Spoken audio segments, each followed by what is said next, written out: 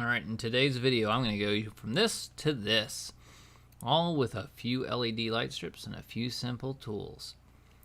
First off, you're going to need these basic tools to start with. This one is a pair of nips. They'll be used to cut through the LED light strips where they have the cut lines.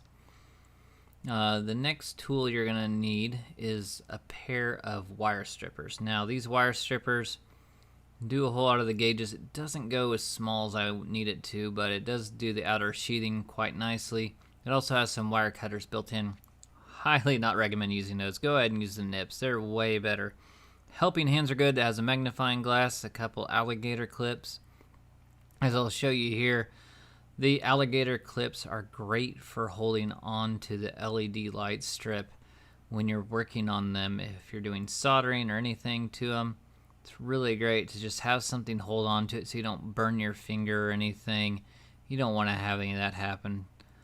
And then the last one right here is a multimeter. Now on the multimeter, all you really care about is ohms. This is to kind of help you figure out if you have two wires touching or not. Like if you see here, I touch the two together, you get a 0 reading, you get an OL otherwise, which means it doesn't have any connectivity between the two wires. Outside of that, you'll need some solder. I have this PC grade solder. It's pretty basic, run-of-the-mill stuff. You also need a soldering iron. This one actually has lights on it. If you don't have any good lighting, this is a really good one to have. Has 3 little lights in the end. I prefer this pistol grip Weller's one as well. Again, Weller's brand is the one I usually trust. I would suggest if you don't have one to go get a Weller's brand. Outside of that, I'm going to use these USB male-female cables. They're basically called USB extension cables. There's other options you can use, like these 4-pin Molex connectors, because all you need is 4 pins, just like the USB cable has. I even have a few of these that are a Molex to SATA. Again, there's only 4, but really, I don't like these because you have 2 black wires there, and so you don't really know which one's which when you're wiring it all up. As you can see right here, this has 4 different colors right there. And you need wet for the 12-volt red, green, blue, and yeah, I don't know why you'd want to use those. So we're going to get rid of those and get moving. Just so you know, if you need these are just little wire ties, zip ties. They're really good for holding on things. And then some heat shrink tube. Optional, but I would really recommend using it. It's really good to have. Keeps your case from getting shorted out on the inside. And also, don't cut these too short. If you cut them too short, you're going to just throw it away. So make sure you give yourself plenty of extra cable. As far as internal power, I like these little Molex cables. You can make these out of the other ones, or you can use one like that. And then this is the RGB light strip. Any light strip will do. I'll go ahead and link below the one I used because it gave me like 32 foot of cable and 2 different reels and gave me 2 little outputs, so I didn't have to join them all together. It's pretty nice. It came with a power supply. It's good to go. Inside each case, what you'll need to do is take your roll of LED light strip. You can see here, you want to measure it across the bottom, up the side, across the top, and down the back. So basically it encompasses the entire thing. Now don't worry too much about this. This is a rough measurement. It doesn't need to be perfect. What we'll do is just strap it right through here, you can see. And you're going to see it'll probably fall down, which is totally fine. You just want to keep your hand on one spot, make sure everything's kind of in there. And then once you get in there, you'll want to look in and find the cut point that's closest to it. It can be a little longer, a little shorter, your preference. I prefer longer, so if you need to cut some off later, you can. But you'll want to look right there and get out your nips and just kind of cut those off. And once you get it off, then you'll be ready to move on to the next part, which is soldering on your wires. So first thing you'll want to do on each one of these is pre-solder on a little bit of solder on each one of those pads. This will allow you to get the wires on a lot easier. You can also tin your wires as well, which means you pre-solder them too. If you get a little extra on there, what you'll want to do is just rub your soldering iron across it, kind of gloop it off. That way you don't have too much. Again, I use that heat shrink when I wrap this in. This is one option you can do too. This is a dual head USB port that I just cut the ends off of. This would normally go to a USB header on the inside of your board. Make sure you always twist your cables so you get all the little stringy pieces out of the way. And then once you're ready to do this, you can go ahead and start soldering. Now in my situation, I use the black wire on the 12 volt, the red on the red, the green on the green, and the white on the blue, because that's what the standard color scheme is on all USB cables, is black, red, green, and white. And so that made the most sense to me, as is black's always hot. You can see here I'm going ahead and getting the green one on there. And then we'll get the red one on there after that. And then the white one on there onto the blue contact. Again, consistency is very key. If you start changing the scheme up, you're going to have some wires that when you plug them in, some of the cases will end up having red light in it instead of a blue light, or a green light instead of blue, or vice versa, you know, any of that stuff. So once you get it all soldered on here, the next thing you'll need is to get your multimeter out.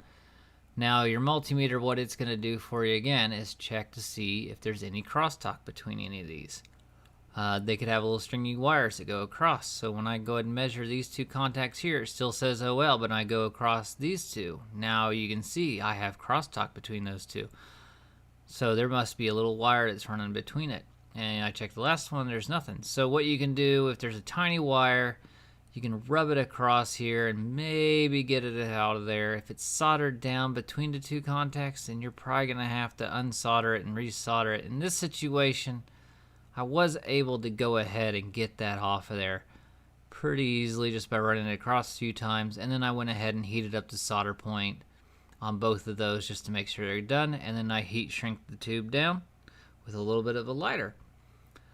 Outside of that, I wanted to show you a couple other options that you may have that on hand. This is a USB charging cable. It has a micro USB. I haven't used this in ages, so I'm just going to go ahead and cut this off at the end. We're not going to need that micro port, as I don't have a female adapter for it. And then you'll want to take it through your wire cutters and just strip off the end of that.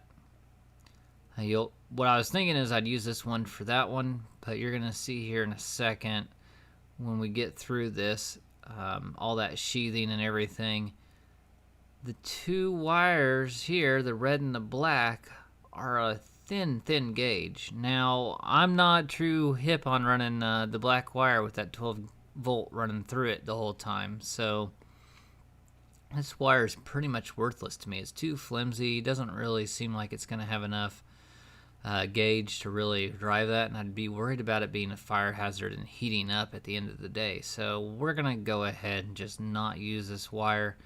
Instead, I'm going to go ahead and show you what the other one was, the one that had the USB extension on it. And so basically all I'm saying is not all wires are created equal. Again, make sure you go back far enough that you don't lose too much of that wire. So you can see, you want to give it a little bit of room. This one's just going to go straight onto the end of one of my my LED light strips here. And you'll see when you pull off that, you'll have this little wire mesh shielding on it. That's very standard. That's kind of like a ground for the whole thing. And then you'll have some aluminum shielding around that, which you can then pull off and you'll get to the wires. You can see that it's a little tough to get and they're a little pokey. I usually get the nips out and just trim all that off. But you can see these wires are all the same gauge. It's going to work out really well. They're a little bit thicker too. They're not quite as thick as the original, but they're thick enough that you're going to get 12 volt across that without losing any power across it and worry about it overheating or anything. As you can see, the other black wire that's compared to that is a lot thinner. It's about half this gauge. So this is what I do. I go ahead and trim back just a little bit of these things and then I twist them off again.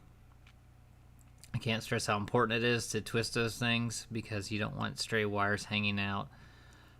This is another option. We have a printer cable from back in the old days when printers weren't wireless. This one I'm actually going to use for the long extension between two of my computers, as they're a little bit more closer to 6 foot apart, and those cables are usually around 6 foot. My extensions, I think, are only around 4 foot, so they don't really quite make the distance.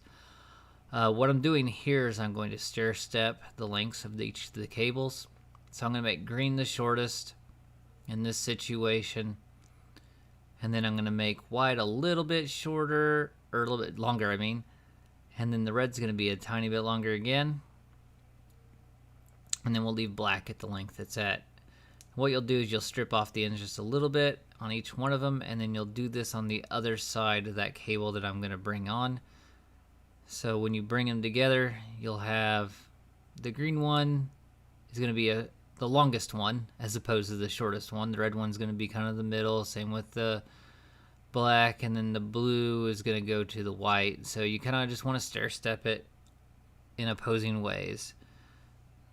Go ahead and make sure you get some heat shrink on this. This is going to be a fairly long piece of heat shrink, as it's going to be quite a bit of exposed wire here. The only reason I do this is so that we avoid short circuits between the wires or any of the wires touching when we don't want them to. You could end up with lights that are turned on all the time, or it would short the system out, or it wouldn't look right. But what I generally do is I put them in the helping hands. I twist the little wires off. Sorry, it goes a little bit out of frame here. But yeah, I twist them all off. And then once I get them all stuck together, like I feel like they're good and tight on there, I bring some solder in and I solder the wires together. So just put a little dab on there, heat up the wire, and that'll permanently join these wires together. Once you're done with that, what you'll want to do is kind of lay them flat, make sure none of them touch, and then you can take your heat shrink and just roll it over the top. So you can see right here, just pushing those down that way, making sure nothing's loose or hanging out. And they all feel pretty good, they feel pretty tight. So here I'm going to do a continuity test between them all, make sure there's nothing. So I'm going to touch these two, these next two, and these next two, and we're not getting any readings. I'm going to go ahead and validate that my reader's working by touching the same, and then I'm going to go back and do it again to make sure. This just validates that everything's working fine and that you don't have any short circuits between it. And this, of course, is after I have the heat shrink tube on it. So now I'm just going to go ahead and heat it up now that I know it is good. And that'll permanently keep those in place. I'll take this and flip it over real quick. That way we get both sides shrunk up on it. And you can see everything should be tight and in there without any issues. It's a little warm to the touch. You can press on it. It should feel a little soft. And just give it a good once over again just to be sure. I like using lighters. If you have a heat gun, you can use that as well. I don't. And really, this is for more people on a budget, so lighter is perfectly acceptable. Just don't leave it on there a long time. And you can kind of feel the little wires poking in there, just so you know. Outside of that, this is the computer that's going to be driving the main chunk of it. Inside of this is the control box. So if you look inside, the white box right here is a control box. It has a power cable hooked up to it. So the one that came with it, I'll show you right here, is this little 12-volt power supply. Again, read all the voltage. Your computer has Molex connectors on the inside. You can also use to drive those as well. You can either cut the end of that off and plug it into there, or you can do what I do is use off a 4-pin Molex, which gives you 12 or 5 volt, depending on which ones it is. The red one and the black one will give you the 12 volt, which is what you want for this setup. And you can either make your own and solder on the end of the power supply that came with it. And then also I have the IR receiver, and then this initial one right here, I kind of have ran through the whole case, and it kind of goes around the whole side, around to the bottom, and then out the back where the USB cable female part is, and then it's plugged in with a male cable from the other one. So I'm going to go ahead and demonstrate. I'll turn it on. Again, this is running off the computer's power supply, so it doesn't need anything extra hanging out of it. And you can see it runs through all the colors. You'll want to do this test on every single machine that you plug one of these in. I can't stress enough how much you want to test it, but yeah. And then this is kind of what it looks like. You can do a little color flow. Make sure you Have everything plugged in. If you want it plugged in, cables are out of the way, not touching fans. This computer is on, so if it was off, then this whole thing would not be lit up right now.